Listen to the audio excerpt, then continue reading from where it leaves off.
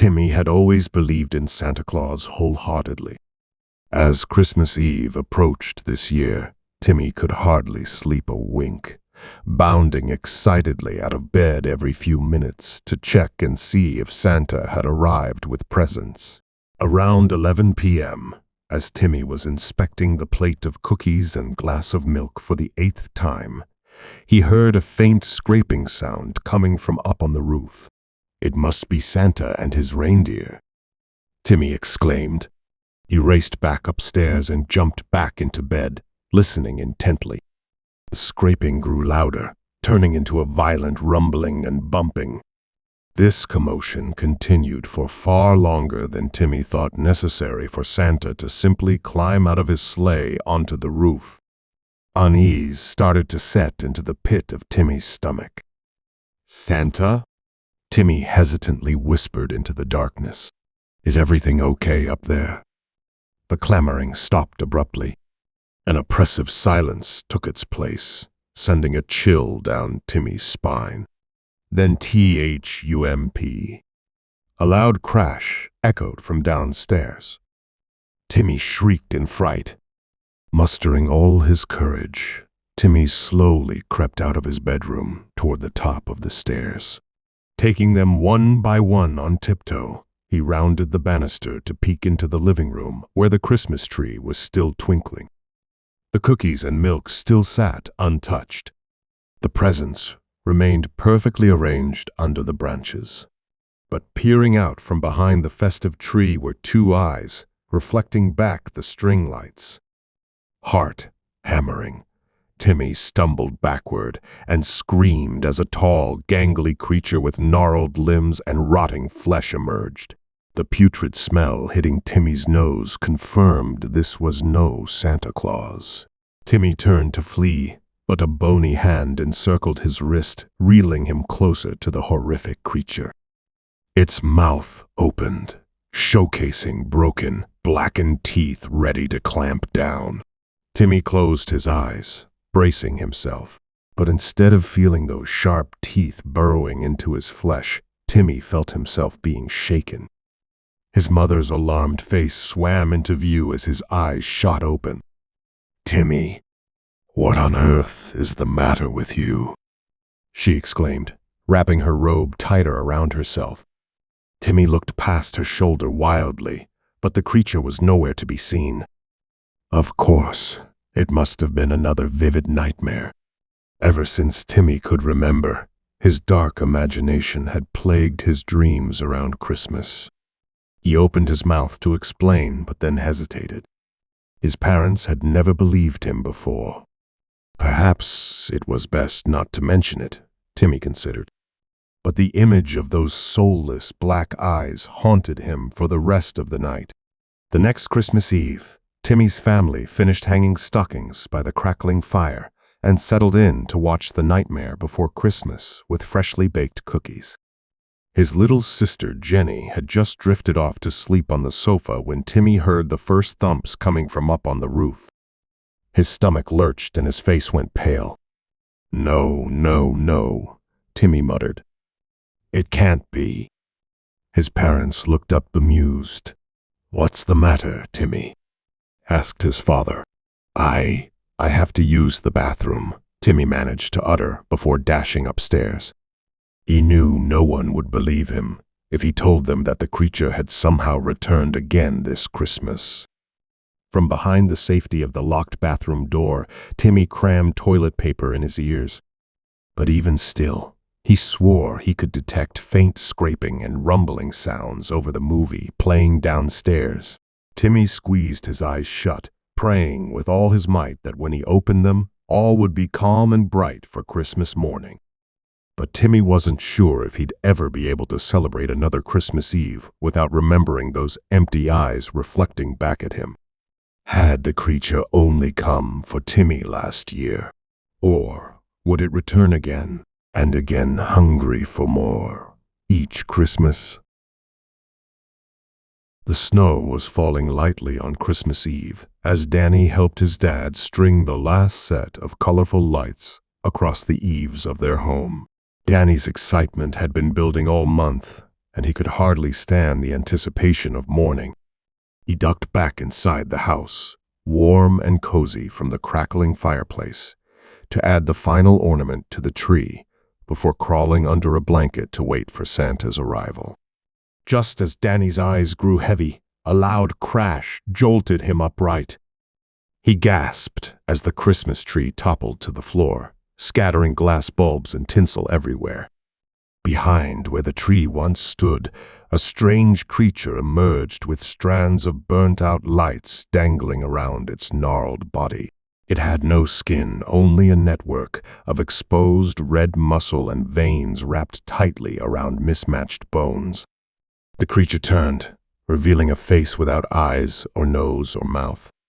Yet still, it let out an awful shriek in Danny's direction.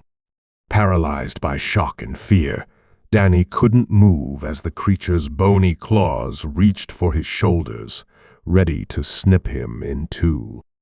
Danny's dad came rushing into the room just as the monster evaporated before their eyes, leaving only a chaotic scene of smashed ornaments.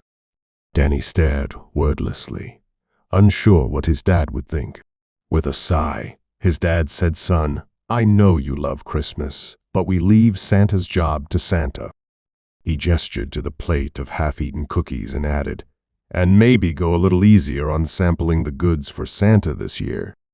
Danny nodded silently, both comforted and unnerved by his father's rational explanation. For weeks, Danny puzzled over what he saw that night. By next Christmas, time had begun fading the memory when late on Christmas Eve, the TV and lights spontaneously cut out. Danny froze as the angry screams and rapid stomps of a heavy beast echoed from the roof.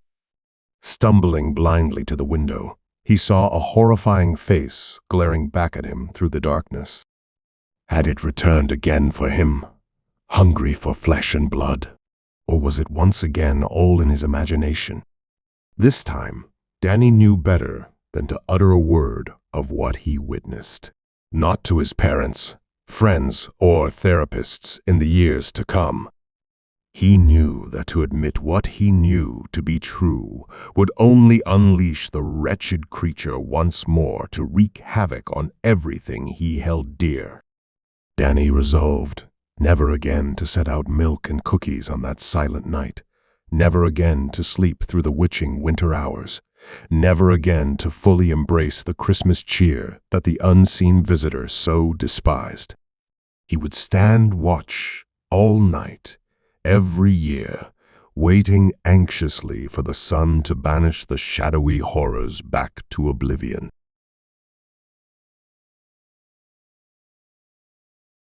Kayla stared mournfully out the frosted window on Christmas Eve, watching neighboring families bustle about hanging wreaths, stringing lights, and inflating snowmen in their yards.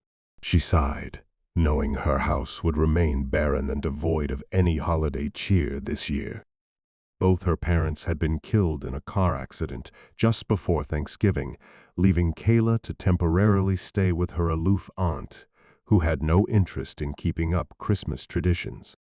As the evening wore on, Kayla tossed and turned, willing herself to sleep, though she missed her parents deeply. Just as she drifted off, a tremendously loud crash jolted her upright.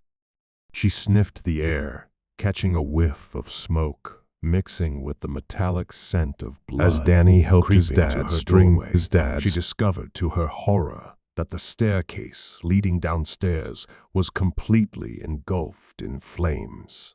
But even more frightfully, a towering creature with charred flesh and exposed bone was ascending the steps, oblivious to the raging fire surrounding it.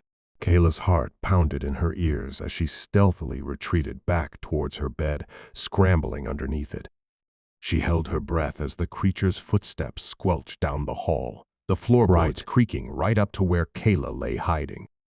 She could see its feet and ankles, blackened to a crisp with tattered shreds of burnt skin hanging off the bone.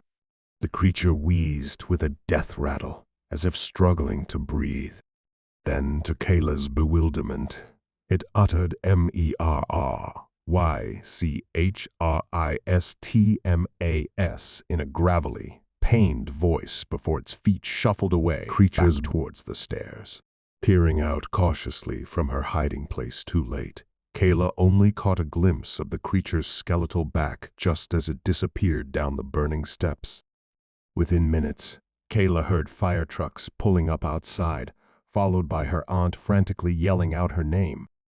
As Kayla emerged from the house, wrapped in a shock blanket, she overheard firefighters explaining to her aunt that the fire seemed to erupt completely inexplicably, with no apparent cause. Kayla huddled in the back seat of her aunt's car, trembling uncontrollably. She knew no one would believe what she saw that night. They would insist she had imagined things in her grief-stricken state. Kayla watched the winter snow flurries swirling outside the window as they drove away, but found no comfort this Christmas Eve. She wondered if she had imagined the creature's message. Was it a threat that IT would be back to haunt her next year?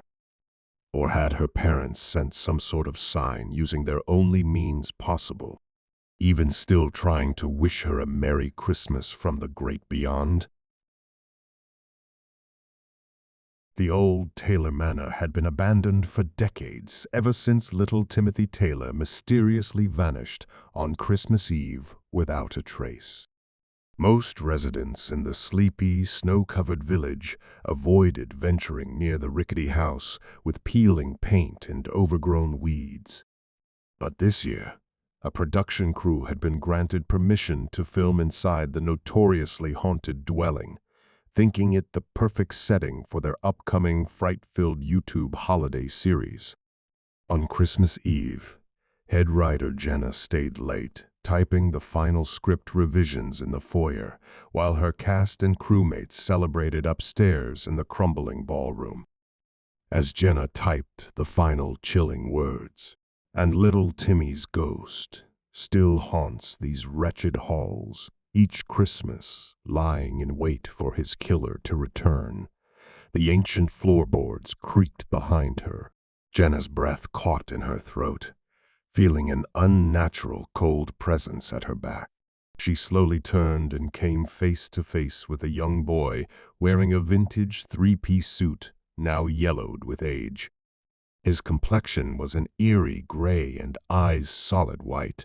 With a violent shriek, the boy lunged at Jenna, clawing and biting at her face and arms. Jenna whipped around, scrambling frantically up the stairs to the party for help. Bursting into the room, she found only scattered champagne glasses remaining. All the guests had inexplicably vanished.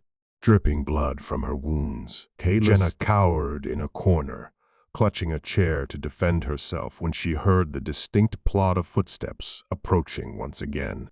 Jenna squeezed her eyes shut, bracing for the wrath of the deranged ghost. At that moment, her director emerged through a hidden passageway in the walls used earlier during filming.